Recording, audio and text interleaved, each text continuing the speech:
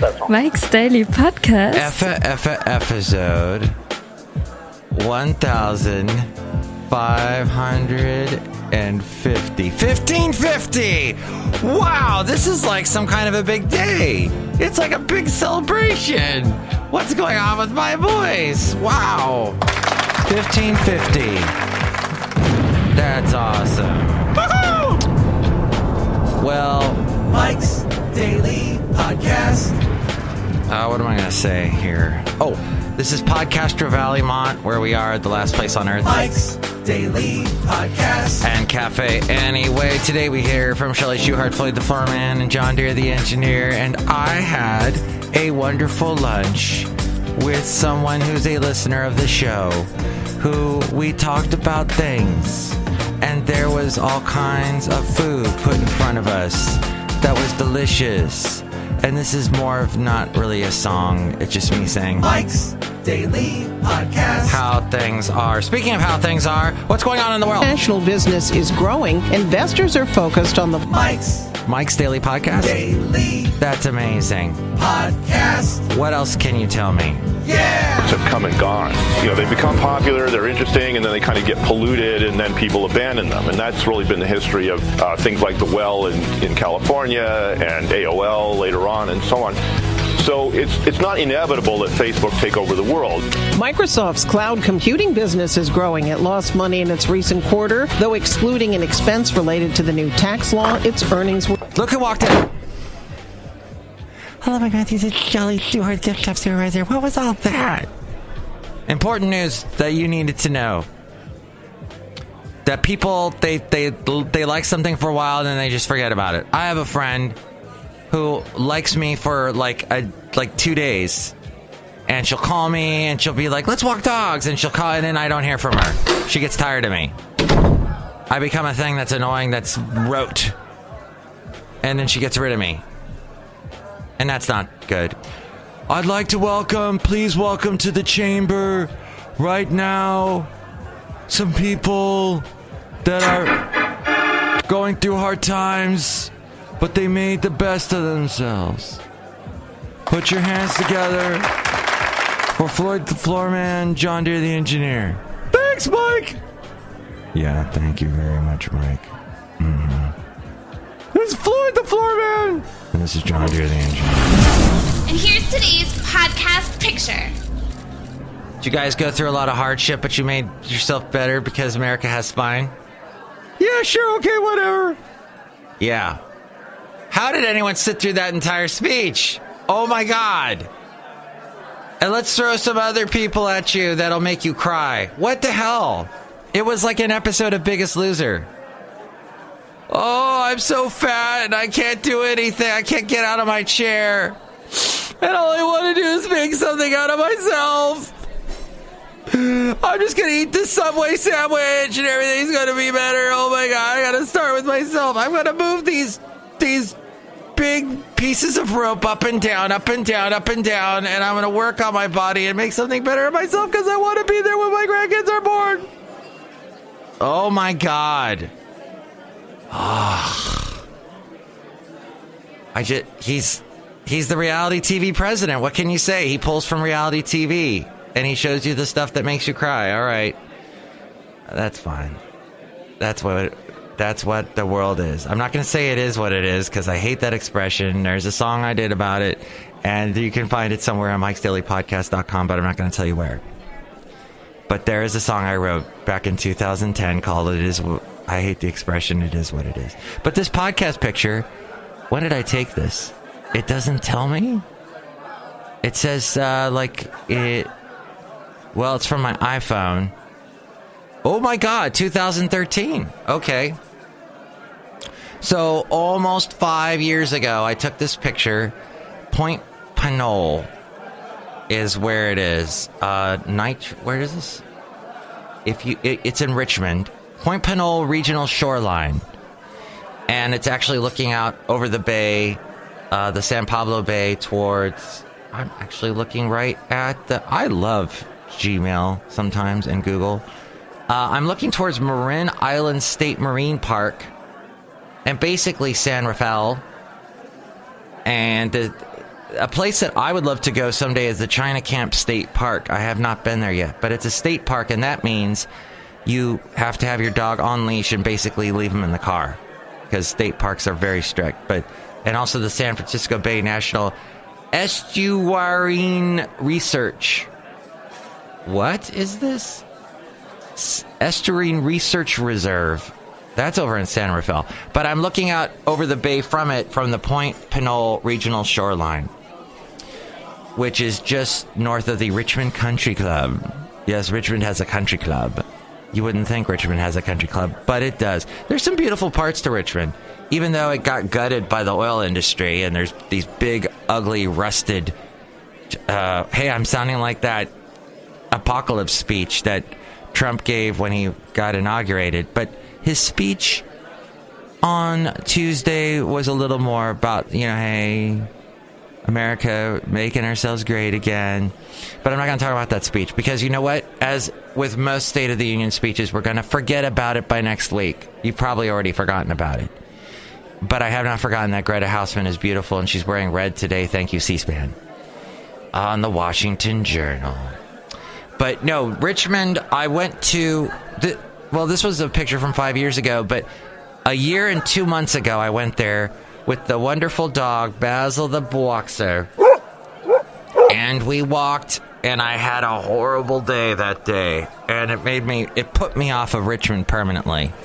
It was the day that we drove up, stopping first at Point Isabel. There's a lot of points. That's the point. My point is, and that's the catchphrase of the show. We stopped at Point Isabel, where dogs can be off leash, and Basil the Boxer was running around. It was wonderful, but it was not wonderful because it was raining. But it was like, okay, Basil was I had a lot of towels in the car, and I could dry them off, but I get back to the car, and there's a leak through the moonroof, my friend, and that meant the water had seeped into, I don't know what electrical circuit. Is my car going to even start? I was freaking out. And so I get into I need my drama sound. Thank you. And so I get into the car, and I'm driving, and sure enough, the lights start to flicker, and the electric door locks are going click, click, click, click, click, click, click. And I'm driving towards Point Richmond, which is this old towny looking place in Richmond. It's got this really cool... Oh, that was the day that the guy let me bring my dog into... There's what is it called? An aquarium. A fancy name for basically a pool inside of a big gym type building. A huge Olympic pool. And it's old-timey looking. Like you can imagine guys in their bathing suits that look more like overalls. And, with their big mustaches. And we're in the money, hey, how well there, good times are starting. How you doing, honey? My ragtime gal. And that kind of thing. And the guy, this young kid, he's like, yeah, you guys come on in. And we walked around and looked in there, and it's beautiful, the Point Richmond Aquarium, or whatever they call it. I forget the name. But it's got this cool little mural painted on the inside. And there's, throughout the Bay Area, some neat inside inner house pools. Inside indoor pools is what they are called, I believe is the name. And there's a lot of those in the Bay Area. And so this is a particularly neat one at Point Richmond. However, as I'm walking around at Point Richmond that day, people... Oh yeah, this is the song. Happy days are here again. Happy days, I'm FDR. I had a lot of mistresses around me when I died. Yeah. So, Point Richmond. If you ever want to go there, just don't bring your dog, because they're really bitchy about dogs. And a dog is a bitch sometimes. And we were walking around, and I went to get a coffee at this place called Cafe Kaleidoscope, which I've actually had a podcast picture of before. And the coffee there, the tiny coffee is like $5. And the barista serves you with a gazillion tattoos and a pierced nose, pierced ear, pierced who knows what else, and that's fine. That's coffee culture, but still it's annoying and it's cliche, and I'm getting sick of it. And so I'm waiting for my car to dry out a little bit, and then we drive up to Point Pinole, and I get out of the car, and it just reeks of pot, and there's all these crazy people living out of their car, and it's a nice park. If you walk, it's huge. This Point Pinole Regional Shoreline is part of the East Bay Regional Park District, and you can walk with your dog off leash in some parts, but it's got beautiful views. You can see over the San Pablo Bay, as you will see in the podcast picture, and this interesting tidewater granite structure that the coastline makes right there. But that day, it was Junkieville. It was driving me crazy.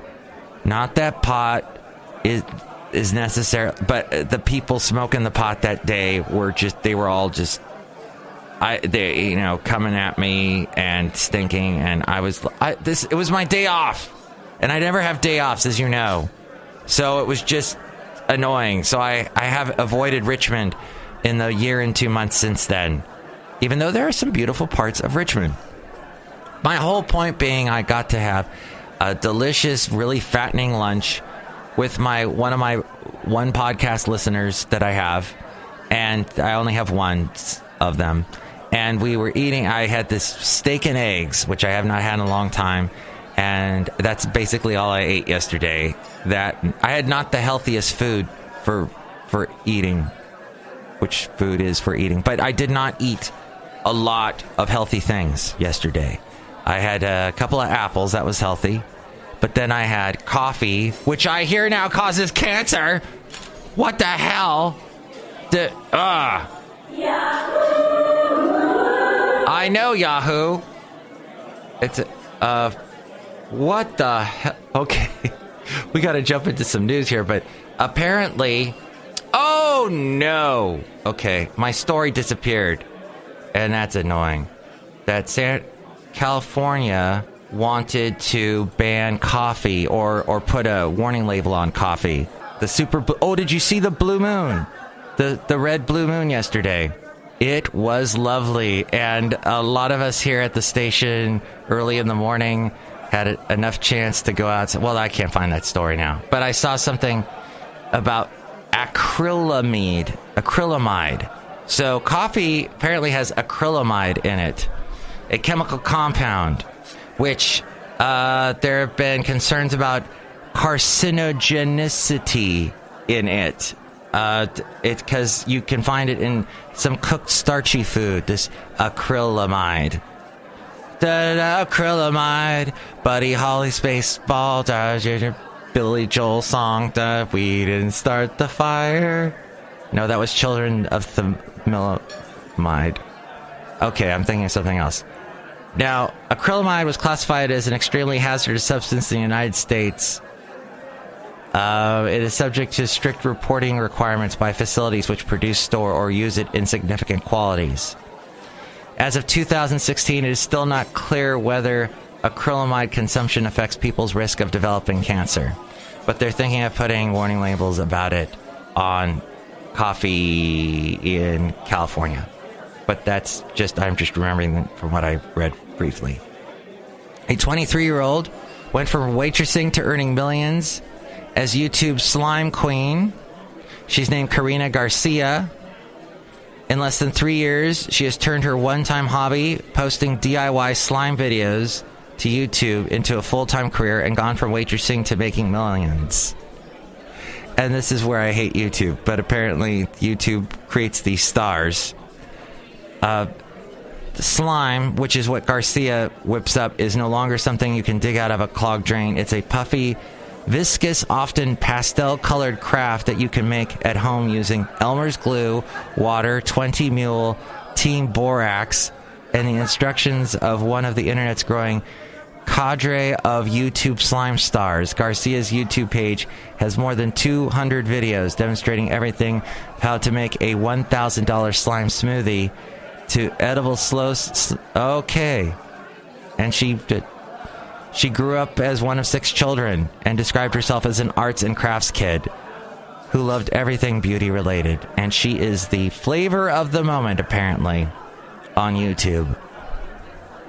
Then, apparently, Twitter now says 1.4 million users interacted with Russian spam accounts. That makes total sense to me, or doesn't make any sense to me, but I can understand. Midway through January, the month that we just said goodbye to, as today is February 1st, Twitter posted a public statement on their blog confirming that over 677,000 users had followed, liked, or retweeted messages from Russian-backed spam accounts. And be careful. Verify who you like on Twitter and Facebook. Facebook's trying to cut down on that. The largest corruption scandal in U.S. Navy history has claimed another high-ranking officer following a guilty plea from a commander who once controlled the service's joint military exercises. Troy Amundsen, a U.S. Navy commander, 50, admitted to taking bribes, including accepting the services of several prostitutes from foreign contractor Leonard Glenn Francis, known as Fat Leonard, and his Singapore-based company, Glenn Defense Marina Asia. In exchange, he sent U.S. Navy businesses to the company, according to the statement that was made in San Diego by the U.S. Attorney General Office. U.S. prosecutor, they will not retry Senator Bob Menendez, the Democrat, on corruption charges that ended in a hung jury last fall, lifting the legal cloud hanging on over the New Jersey Democrat as he gears up for re-election this year in the closely divided Senate. The move brings to an era more than a 5-year investigation that began with never substantiated allegations about consorting with prostitutes and eventually resulting in bribery and a bribery indictment. And then Pennsylvania state senator has refused a court order to redraw the district map. Joe Scanarti, he has refused the state Supreme Court to redraw a congressional map. Then finally, there was just a bunch of news today I just wanted to zip through. A high-pitched squeak of hello from a orca whale has learned how to mimic human speech. They taught a female orca, an international team of researchers, they taught a female orca whale to imitate human speech, documenting what is considered to be a world first. Using Wiki the whale, who lives in Marineland Aquarium in southern France. I don't know about keeping those type of animals in captivity. It doesn't seem right. Mark Zuckerberg is banning Bitcoin ads from Facebook. Way to go. And CIA Director Pompeo met top Russian spies, apparently. He recently met with his Russian counterparts when they traveled to the U.S. According to the U.S. ambassador to Russia, John Huntsman, Russian media is reporting those who met with Pompeo may have included some spies, it says. And then Trey Gowdy is leaving. South Carolina Representative Trey Gowdy, he announced yesterday he will not be running for re-election. He intends to leave politics after his term is over. He was the one, he really grilled the crap out of, I think it was one of the FBI guys over this Russian investigation, and he's very intense, very intense sort of fellow. So, wow, here's one of his... of its probe of Clinton's private email server and into an Obama-era deal in which a Russian company bought a Canadian firm that owned some 20% of U.S. uranium supplies. He might become like an investigator of some type when he gets out of politics, because he was all about conspiracy theory things and following the leads and trying to see if they were real or whatnot. And that's pretty much the end of the show. As we go outside a cafe anyway, we're bringing you Mike's Daily Podcast somewhere in Podcaster Valley. It got a little hot in there with all the news and stuff, and I'm a little weary, and I'm still processing the steak and eggs I had yesterday. I never eat steak, so it was a little weird for me. Representative Devin Nunes secretly altered a classified and controversial memo about secret surveillance during the 2016 presidential campaign before he sent it to the White House for review. Representative Adam Schiff said last night. Nunes, who is the Republican from California, chairs the House Intelligence Committee, and Schiff, he's also from California, the ranking Democrat on the panel. And that memo, the Republican FBI memo that Trump now has, apparently he might release that today, is what I have also heard on the news. Happy days are here. In a letter to Nunes, Schiff wrote that material changes were made to the 4-page classified document that members of Congress were able to read before the GOP-led House Intelligence Committee voted along party lines on Monday to release it. The vote sent the memo to the White House, giving President Donald Trump 5 days to decide whether to object to its release. Although he said after his speech at the address, the State of the Union address, that somebody, one of his people that love him, said, "Mr. President, please release that memo." And President Trump said, "Oh yeah, I'm 100%, I'm going to release it." The president has signaled that the document should be made public, but Schiff said the process needs to restart. The White House, he said, has been reviewing a document since Monday night that the committee never approved for public release. He did not say precisely what had changed in the memo or why it was significant. And that's the end of the show. Well, my friend, I guess that's going to be Thursday's show, Mike's Daily Podcast. And what can I say? Just traffic in the Bay Area sucks. If you're on a freeway after 3 o'clock in the afternoon, forget about it. It's just, it killed me yesterday. I'm not used to it. I get home in a half hour sometimes. But yesterday, it was more like an hour. And it just sucked the life out of me. So my point is, the point being, is leave early. And thanks for listening to the show. Next show, we're going to have the wonderful, Benita, the Disgruntled Fiddle Player, and the Brewmaster. That's good. That's a good bunch of people to stop by Cafe Anyway. Oh, I didn't even throw the Anyway in here today. I'm going to throw Anyway in. Anyway. I love you, Greta. Mike's Daily Podcast is written and produced and performed by Mike Matthews. His podcast is super easy to find. Download or listen to his show and read his blog at MIKEs-DAILY-PODCAST.com. Email Mike now at MIKEs-DAILY-PODCAST@gmail.com. See you tomorrow. Bye.